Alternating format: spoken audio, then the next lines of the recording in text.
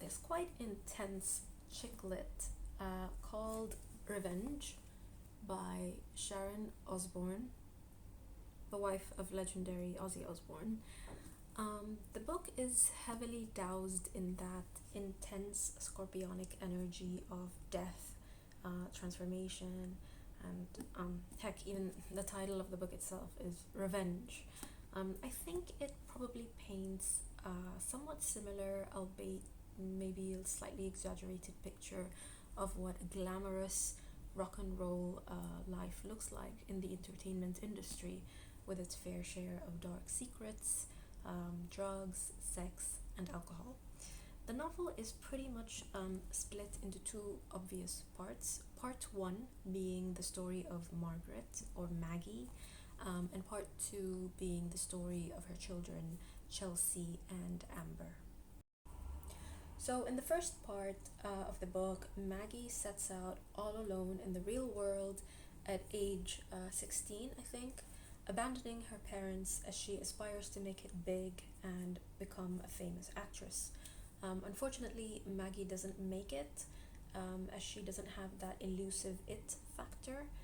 She ends up instead getting pregnant with this guy called Derek, who abandons her when he finds out that she's pregnant.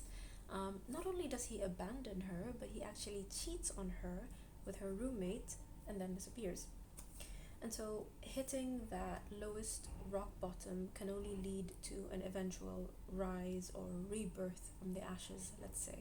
And so, she starts scrubbing clean her filthy flat, the one that she used to share with her filthy roommate. She chops off her hair and almost becomes this somewhat new person, determined to start fresh and work hard for the sake of the baby. Now, by a twist of fate, she ends up marrying Derek's brother, George, who is the complete opposite of Derek in terms of character. Whereas Derek is the mysterious bad boy, the trouble magnet, the player type of guy who is irresponsible, inconsistent, untrustworthy, and unreliable. George is his complete opposite, as he is the epitome of stability, security, reliability. He's very put together, he's very safe, let's say. Totally marriage material. In fact, he's the one who usually cleans up after Derek's messes, and that's essentially how he meets Maggie. So, together, Maggie and George move in and they build a family in a picture perfect, nice little house in the fancy high end suburbs, probably. Obviously, once Chelsea is born, George treats her as if she was his own. But then, when the second baby comes along and she grows up, Amber, Margaret does not hide her disdain towards Chelsea, and in fact gives Amber more attention and love than she does to Chelsea. As the children grow up and their father reaches the height of his success in his career life, thanks also to his wife's business acumen, it becomes pretty apparent that there is something hidden beneath this facade of success and affluence and almost like forced genteel. Um, Derek ends up in jail for something like money laundering, probably, which is just typical of Derek. Amber and Chelsea become Maggie's vicarious way of living her dream of achieving stardom at such a young age. In terms of characterization, it's apparent that both Amber and Chelsea take after their respective dads. Chelsea, being Derek's flesh and blood, almost goes down that same path that Derek has in terms of like living it high, especially as she becomes a child actress blessed with stunning looks and, killer talent. And then, of course, falling off the wagon and getting into drug abuse. She kind of grows up to be the unorganized, loud, honest, tells it like it is kind of rebel kid who feels somewhat isolated when she gets, like, for example, scolded by her mother way more than Amber, who actually gets special treatment from their mother. Amber, on the other hand, is polite.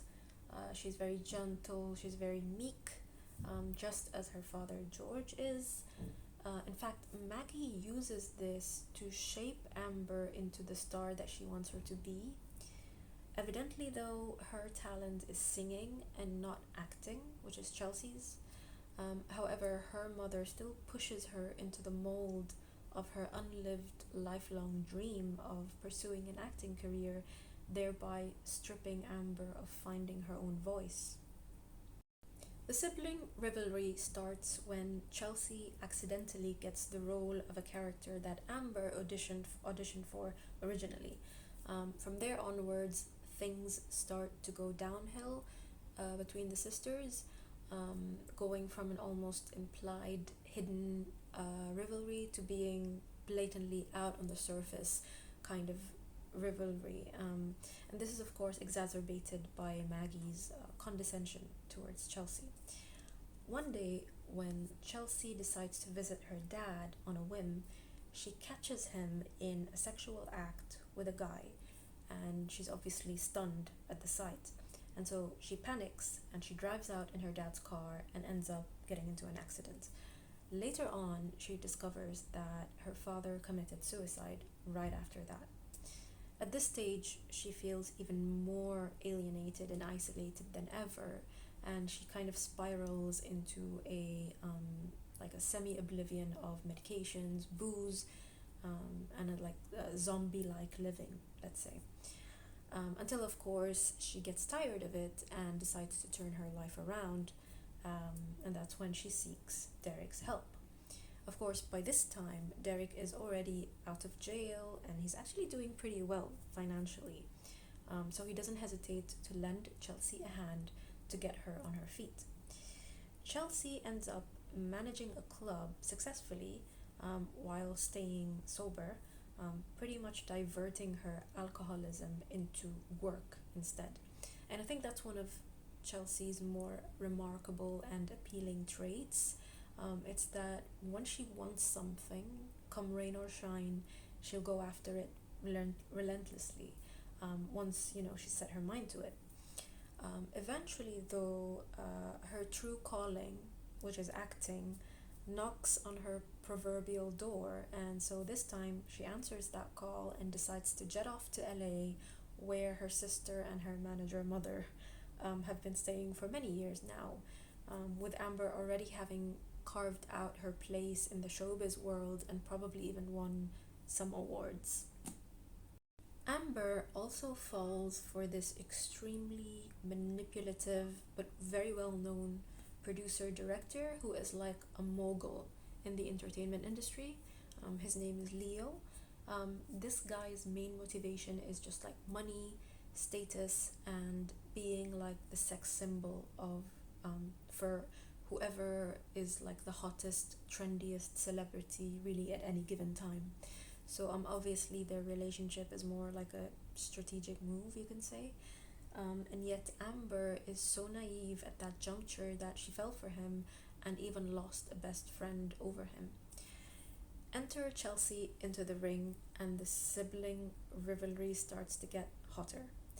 Long story short, Chelsea hijacks the lead role of a movie that Amber was after for a very long time and which is potentially going to be a big hit. As if that isn't enough, Leo also ends up sleeping with Chelsea.